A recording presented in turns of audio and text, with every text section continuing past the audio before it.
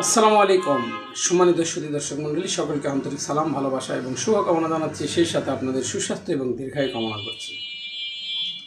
আমরা এসে গেছি নির্বাচনের দ্বার প্রান্তে।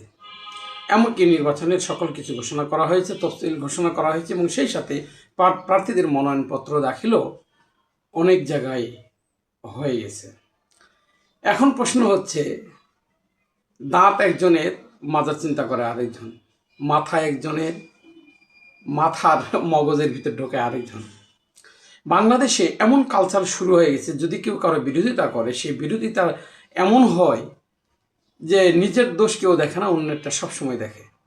আমরা একটু দেখব, আমিরে জামাত ডাক্তার শফিকুর রহমান জুতা নিয়ে মসজিদ নামাজ পড়েছেন জানাজার। এটা নিয়ে ব্যাপক ট্রল, কিন্তু এতটুকু জ্ঞান ইসলামের তাদের মধ্যে নাই। ইসলাম থেকে এতটুকু জ্ঞানও তারা সংগ্রহ করেনি, আহরণ করেনি। এটা জানে না যে জুতা দিয়েও নামাজ হবে, এবং আল্লাহ রাসূল এভাবেই বলছে যে তোমরা ইহুদিদের সাদৃশ্য অনুসরণ করো না। তোমরা কি করো, প্রয়োজনে ওরা খালি পায়ে ঢোকে, তোমরা জুতা পায়ে ঢোকে, তবে জুতায় যেন না পাকি না থাকে। মুজা মোসাহর কথা বলা হয়েছে, মুজা পরে বলা হয়েছে। সবসময় ইহুদিদের বিকল্প আমাদের চিন্তা করতে বলা হয়েছে।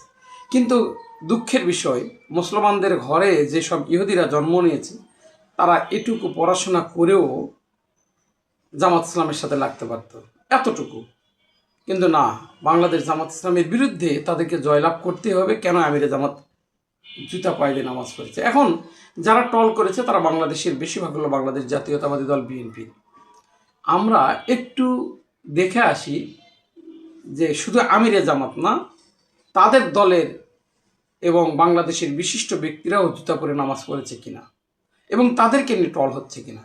আসলে তাদেরকে ট্রল হয়নি, ট্রল হচ্ছে শুধু আমিরে জামাতকে নিয়ে। আমরা সেই ছবিটা দেখি। দ্বিতীয় কথা, নতুন করে আলোচনা এসছে, জামাত ক্ষমতায় গেলে মন্ত্রী হবে কারা। বাংলাদেশ জামাত ইসলামী যদি ক্ষমতা যায়, তাহলে মন্ত্রী অবশ্যই ধার করতে হবে না।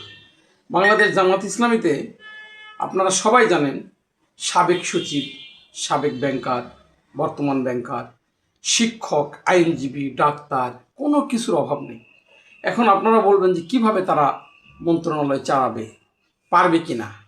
আচ্ছা, জনগণ যদি ভোট দিয়ে নির্বাচিত করে, বাংলাদেশ জামাত ইসলামী যদি আল্লাহর রহমতে ক্ষমতায় যেতে পারে, তাহলে বাংলাদেশ জামাত ইসলামের যে মন্ত্রীরা আপনাদের সামনে আসবে, আপনারা কল্পনাও করতে পারবেন না।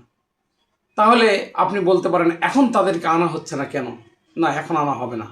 কারণ বাংলাদেশের স্বভাব চরিত্র হলো, বর্তমান প্রজন্মের যারা রাজনৈতিক লেজুরিবৃত্তি করে, যারা দালালি করে, তাদের হলো প্রধান কাজ হলো তারা তাদের চরিত্র হনন করা শুরু করে, এবং যেটা করে সেটা সম্পূর্ণ মিথ্যা দিয়ে, এআই দিয়ে বিভিন্ন ভিডিও কাটছাট করে কথাগুলোকে বিকৃত করে।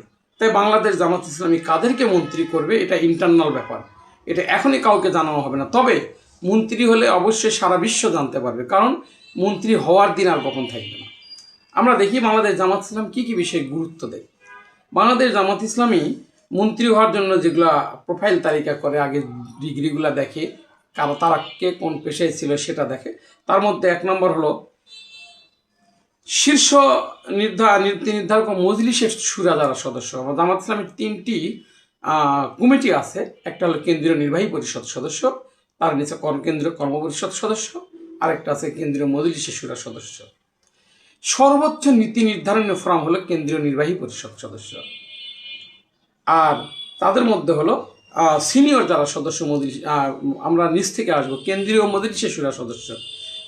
এই মজলিসের সুরা সদস্যের যারা থাকে, অভিজ্ঞ যারা মজলিসের সুরা সদস্য, তাদের সিনিয়র এবং জ্যেষ্ঠতার ভিত্তিতে তাদেরকে দেওয়া হবে ধর্ম মন্ত্রণালয়, সমাজ কল্যাণ মন্ত্রণালয়, আইন ও সংসদ বিষয়ক মন্ত্রণালয়। কারণ ইসলামী আইন এবং বাংলাদেশের আইন সমন্বয় করবে তারা। তো এরা হলো যারা যোগ্যতা হচ্ছে দীর্ঘদিন মজলিসে সুরা বা কেন্দ্রীয় নেতৃত্বে থাকা, ইসলামী ফিকহ, সংবিধান ও রাষ্ট্রীয় নীতিতে সদক্ষতা, রাজনৈতিক ধৈর্য ও সমঝোতার যাদের ক্ষমতা আছে, তাদেরকে দেওয়া হবে এই মন্ত্রণালয়, ধর্ম মন্ত্রণালয়, সমাজ কল্যাণ মন্ত্রণালয়, আইন ও সংসদ বিষয়ক। এরপর আসি স্বাস্থ্য মন্ত্রণালয়, শিক্ষা ও বিজ্ঞান প্রযুক্তি মন্ত্রণালয়। এখানে আসবে যারা উচ্চশিক্ষিত, ডক্টর, ইঞ্জিনিয়ার, আইনজীবী এবং অধ্যাপক।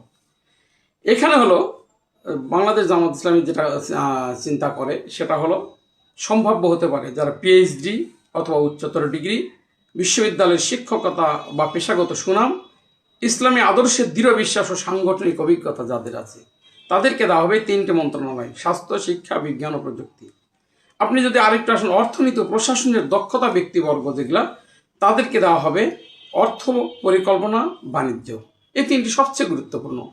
বাংলাদেশের বা কোনো দেশের চালিকা শক্তি হচ্ছে অর্থ, পরিকল্পনা এবং বাণিজ্য। এই 3টা ঠিক থাকলে সে দেশের অর্থনীতির চাকা ঘুরে দাঁড়াবে।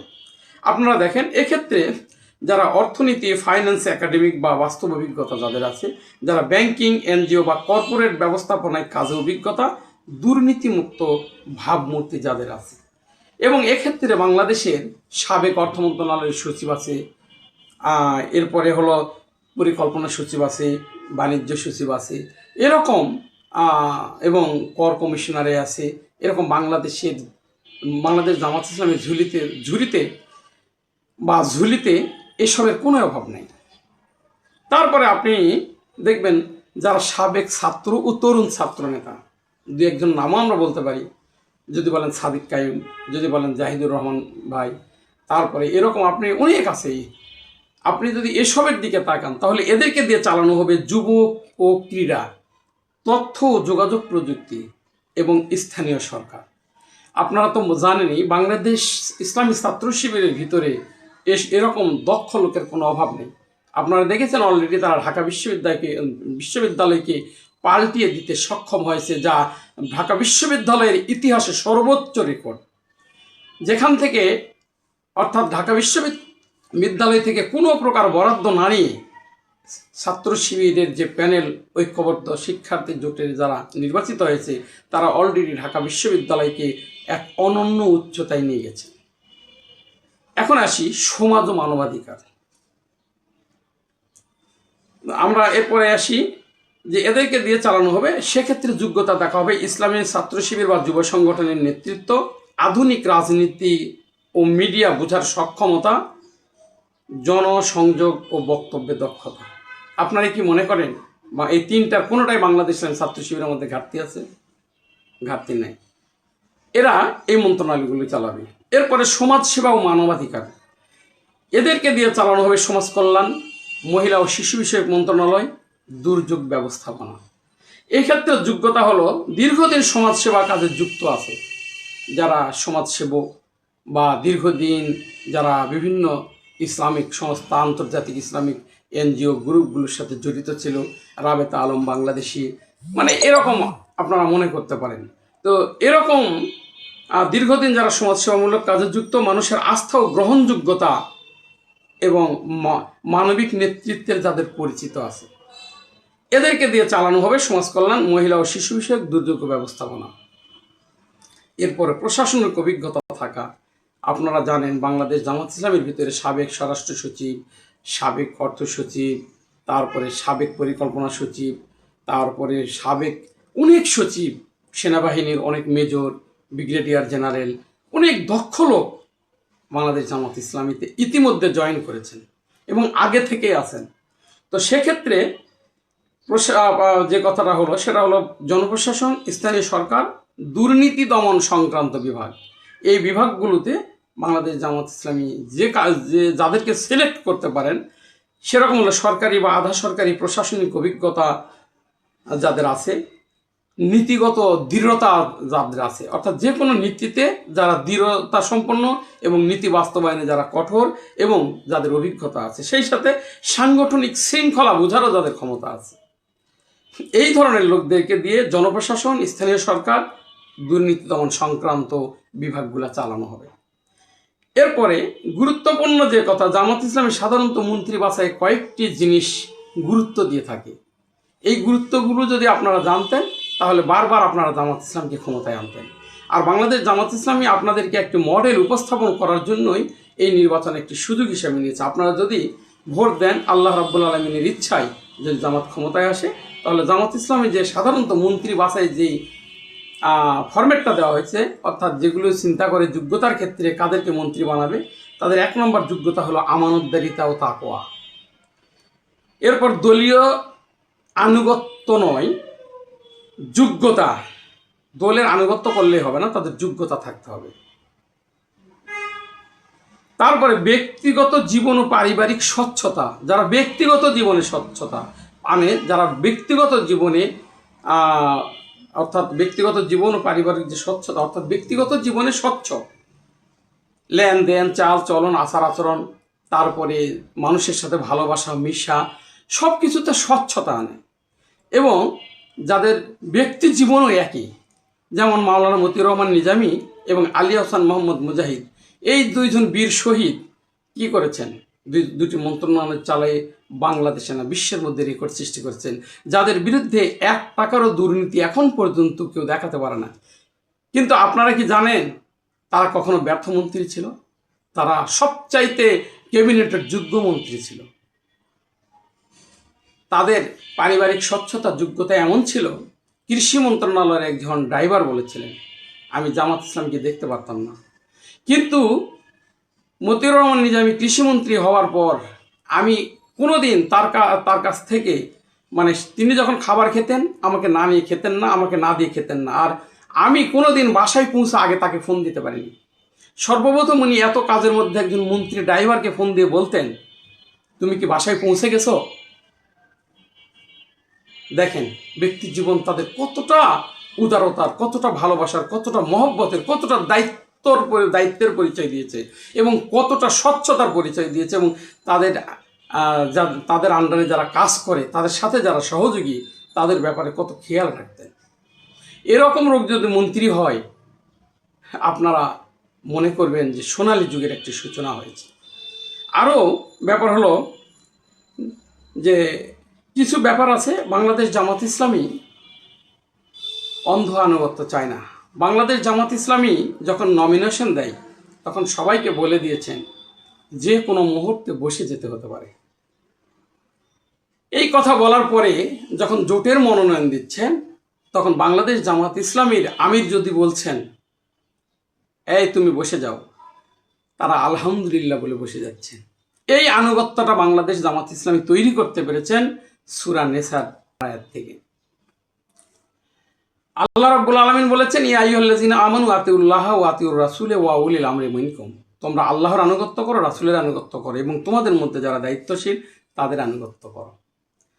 বাংলাদেশ জামাত ইসলামী এমন আনুগত্য শিখিয়েছেন যে কোথাও কোনো কন্দল নেই। আমির নির্বাচনে কন্দল নেই। কেন্দ্রীয় আমির, মহানগরে আমির, জেলা আমির, থানা আমির, ইউনিয়ন আমির থেকে শুরু করে আপনারা দেখাতে পারবেন না কোথাও কোনো কন্দল হয়েছে পদ পদবি নিয়ে।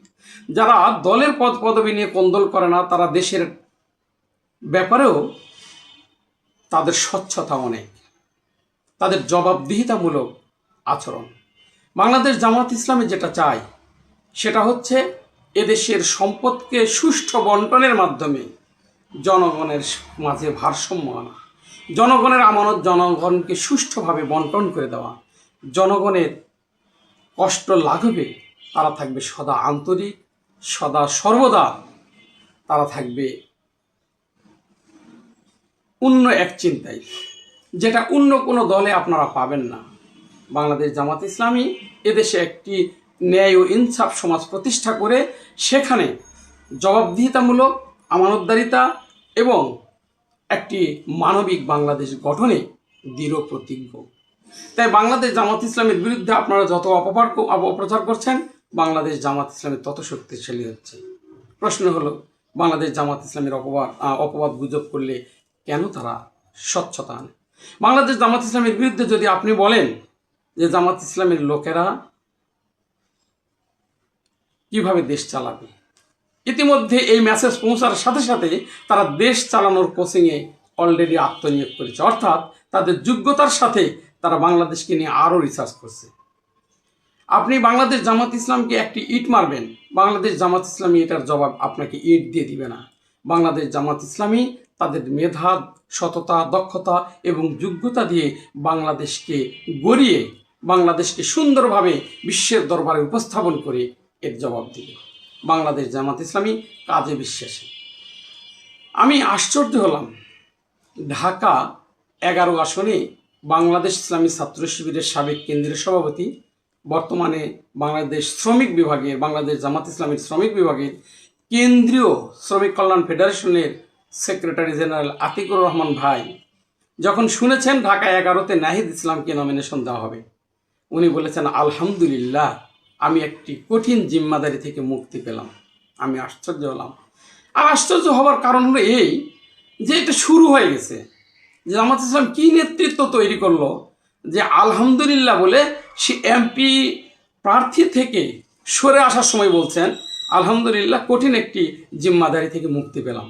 আপনি বাংলাদেশ নেই, ইসলামী কোনো নেতৃত্ব ছাড়া বিশ্বের কোথাও আপনি দেখাতে পারবেন না এরকম আলহামদুলিল্লাহ বলবে যে আমি একটি জিম্মাদারিত্ব থেকে সরে দাঁড়াবো। ভাই, যাদের মধ্যে এই নীতি নৈতিকতা নাই, যাদের মধ্যে এরকম আনুগত্য নাই, যাদের মধ্যে আল্লাহ ভীতি নাই, যাদের মধ্যে তাকওয়া নেই, তারা এটার কিছু বুঝবেন না। অতএব আপনি সিরা কাথায় শুয়ে যেমন লাখ টাকার স্বপ্ন দেখতে পারেন না, তেমনি ইসলাম বিরোধী দল করে আপনি ইসলামী দলের সম্পর্কেই কিছু জানবেন না, এটাই স্বাভাবিক। আমি বাংলাদেশ জামাত ইসলামীর লক্ষ্য ও উদ্দেশ্য সম্পর্কে শুধু এতটুকু বলবো, বাংলাদেশ জামাত ইসলামী চাই আল্লাহর জমিনে আল্লাহর দিন কায়েম করে ন্যায় ও ইনসাফ ভিত্তিক সমাজ প্রতিষ্ঠা করে আল্লাহর সন্তুষ্টি অর্জন এবং মানুষের মাঝে দুর্নীতি দূর করে, মানুষের মাঝ থেকে দুর্নীতি দূর করে একটি সুন্দর আইএমএ জাহেলিয়াকে দূর করে, যেমন আল্লাহ রাসূল সাল্লাল্লাহু আলাইহি ওয়াসাল্লাম সোনালী যুগের সূচনা করেছিলেন, সেই একটি যুগের সূচনা করাই হচ্ছে বাংলাদেশ জামাত ইসলামীর মূল লক্ষ্য। আর এই লক্ষ্যে আপনিও এগিয়ে আসুন। বাংলাদেশ জামাত ইসলামীকে দাঁড়িপাল্লা মার্কা এবং যদি জোটের নির্বাচন হয় তাহলে জোটের প্রার্থীকে বিজয়ী করে বাংলাদেশ জামাত ইসলামীর হাতকে শক্তিশালী করে এদেশে একটি সুন্দর সোনালী যুগের সূচনা করতে আপনি ভূমিকা রাখুন। সকলে ভালো থাকুন, সুস্থ থাকুন। আসসালামু আলাইকুম ওয়া রাহমাতুল্লাহি ওয়া বারাকাতুহু।